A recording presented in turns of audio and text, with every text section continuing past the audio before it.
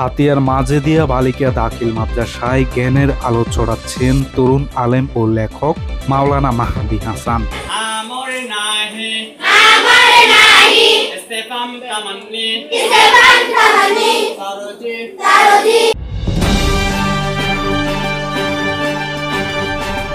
Hatiya new, সারা দেশের কথা সব সময়।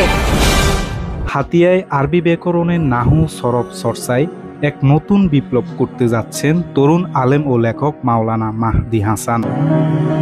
ইংরেজি গ্রামারের আধুনিক পদ্ধতির সমন্বয়ে তিনি আরবি ব্যাকরণের কঠিন বিষয় নাহু সরফকে শিক্ষার্থীদের কাছে সহজ করে তুলে ধরছেন। সে নিজের অর্থ নিজে প্রকাশ করতে পারে, তবে তার মধ্যে তিনটি কাল, অতীত, বর্তমান, ভবিষ্যৎ, মাঝি, হাল, মুস্তাকবিল, পাস্ট, প্রেজেন্ট, ফিউচার, একটা কালও পাওয়া যায় না।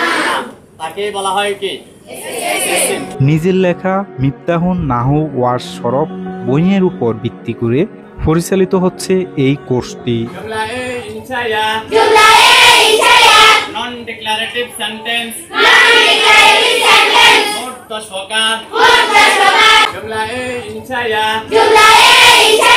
নন ডিক্লারেটিভ সেন্টেন্স, আমর নাহি ইস্তেফাম তামান্নি তারজি। তার স্বপ্ন নাহু সরফের এই আলো একদিন পুরো হাতিয়ায় ছড়িয়ে পড়বে। মাওলানা মাহদি হাসানের এই মহৎ উদ্ভাবনী উদ্যোগকে স্বাগত জানিয়েছেন সকলেই।